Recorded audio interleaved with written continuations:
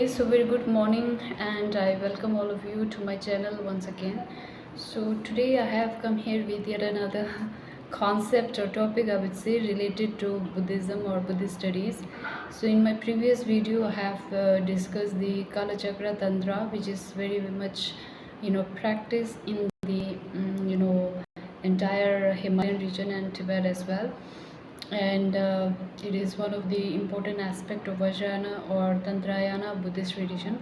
So today I have come here with one of the important Buddhist deity who is known as Avalokiteshvara. Avalokiteshvara is highly regarded in the mainland of Tibet and China as well, and also in the entire Himalayan region of India. So now, in Tibetan or in Ladakh, we refer Avalokiteshvara as Chandra B, which means Lord of Compassion. So now, whenever we talk about Buddhist deities or Buddhist sculptures or stupas, it evolved on the mainland of India after the time period of Ashok or later, and thereafter we have the Mathura art school, Gandhara art school, Nalanda or Pala, art schools.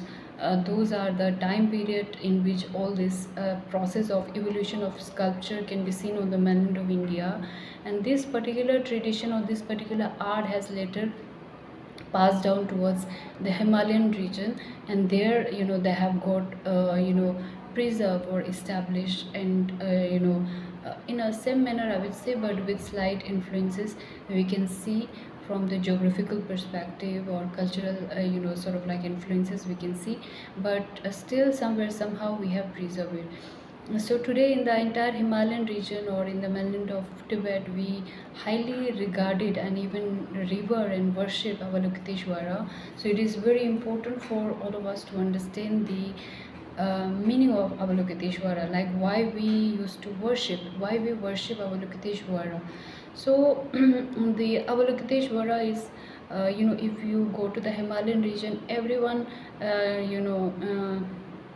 has answered, because they already knew Avalokiteshvara and they worshipped the Avalokiteshvara, and through this you may find people in the Himalayan region with the rosary chanting Om Mani Padme Hum. Om Mani Padme Hum is the mantra of Avalokiteshvara. But when we ask about the historicity, the philosophy and the significance of their iconographical style, many of them have no answer.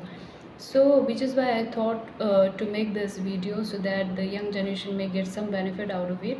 So whenever we talk about Avalokiteshvara, Avalokiteshvara is a bodhisattva. Like Manjushri, like Tara, Avalokiteshvara is also a bodhisattva, which means who is also on the path towards nirvana or nibbana.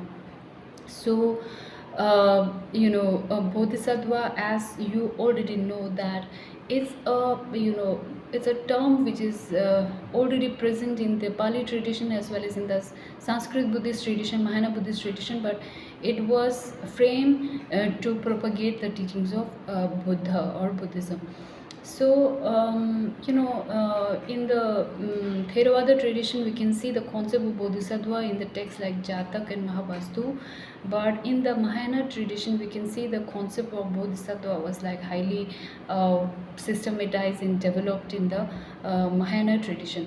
So bodhisattva is someone who forsake his own enlightenment, who is already an enlightenment, but deliberately they have they take birth in the on the samsara, in this worldly life, to help people liberated from their own karmic sort of like existence.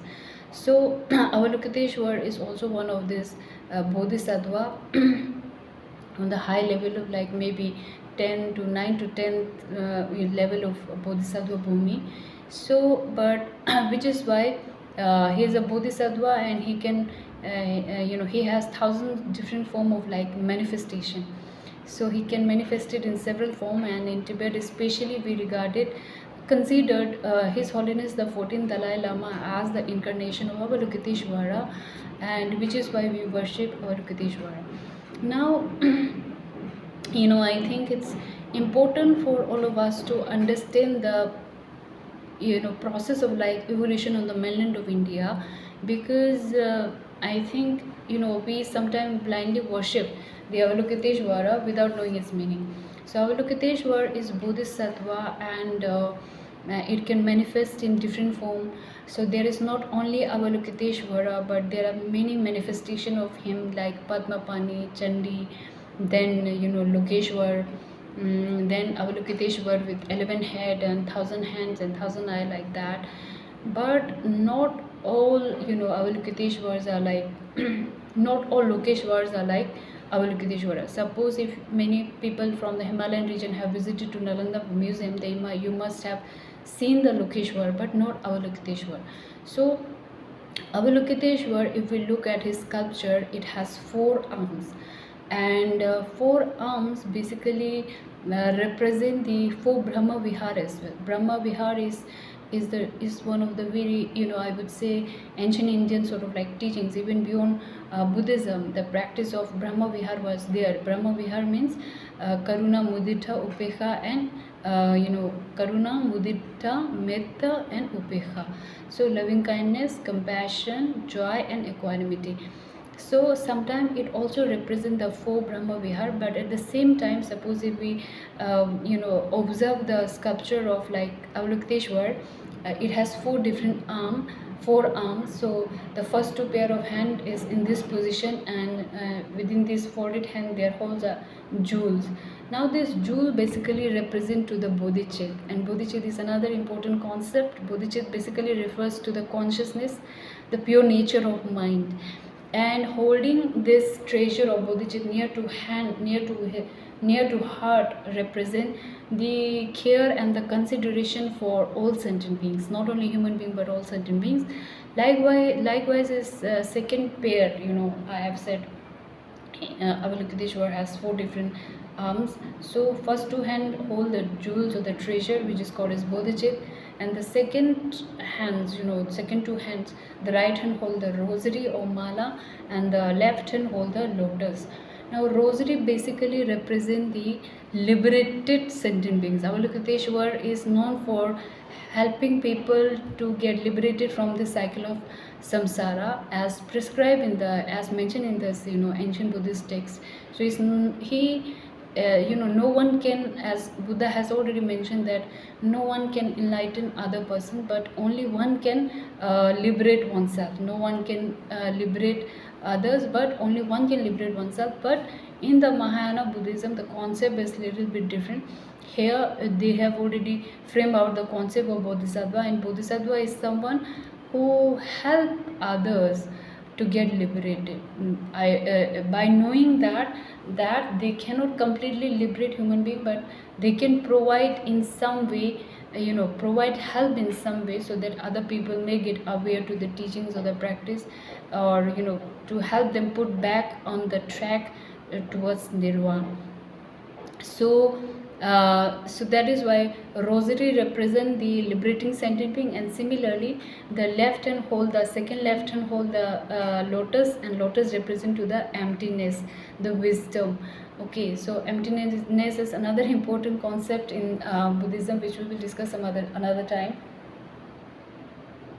Now whenever we talk about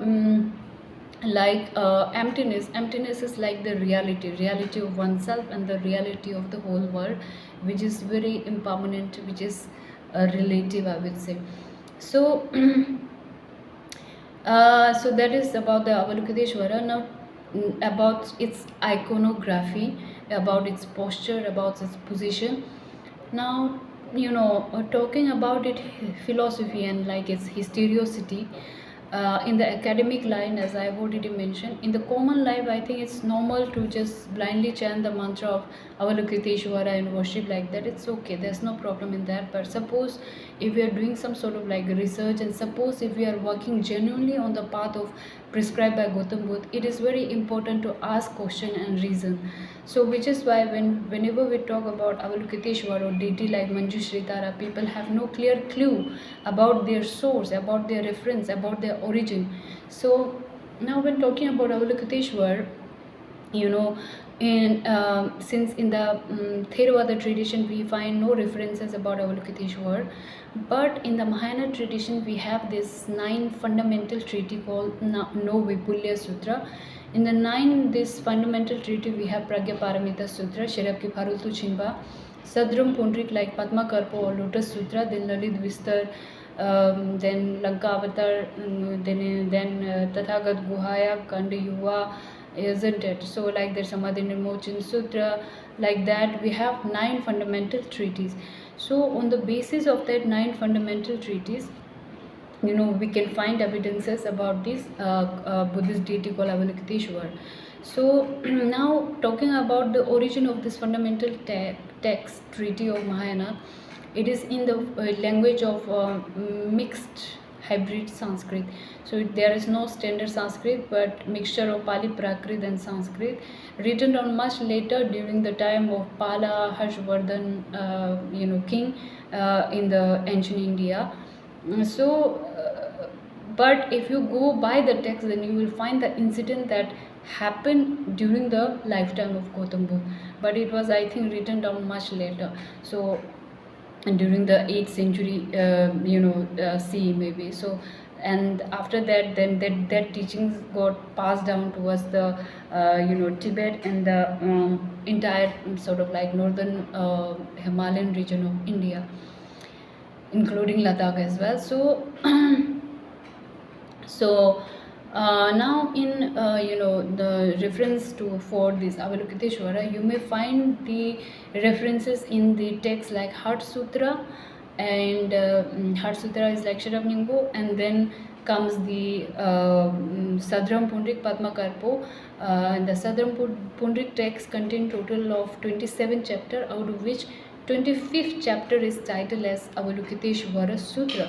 So there you will find the references about Avalokiteshvara. So for those who are interested to know more about Avalokiteshvara, Buddhist deity, you may go through the text like Heart Sutra, and you also find lots of translation which is available on the internet these days. Go to www.buddhanet.com and then Internet Archive. There are a lot of Buddhist texts already available. So so there you will find the text, the information about Avalokiteshvara. And now regarding the 6th syllable, that is called Om Mani Padme Hum. I, as a child, in our village, and I think in the entire Ladakh, in every village of Ladakh, there's a monastery there, and also at the same time there's a Mane Lakhang. So once in a year, I think in the month of February, the whole village are gathered there to chant this mantra. So in my village also there's a Manikhang or Manelakhang, where people are gathered and chant this mantra. And we have installed the sculpture of the statue of Avalokiteshvara there. And at the time I was child, so I have no particular idea about the meaning of this mantra and its origin. So I just blindly worship it, thinking that it may help. But now while doing research, I have come to learn that you may find the references regarding this mantra in the text like Kanda Yuva. Kanda Yuva is also one of the text of 9 fundamental treaty, Mahavipulya Sutra. And there you may, in this particular text, especially in the Kanda Yuva, you may find the mixture of Hindu and Buddhist element. So and also this text also lead you to the the generation of Avalokiteshvara mantra, the Om Mani Padme Hum. So so that's all I want to say. I hope this video will definitely help the young generation who is pursuing PhD in the Buddhist field. So that's all I want to say. Thank you so much and have a good day.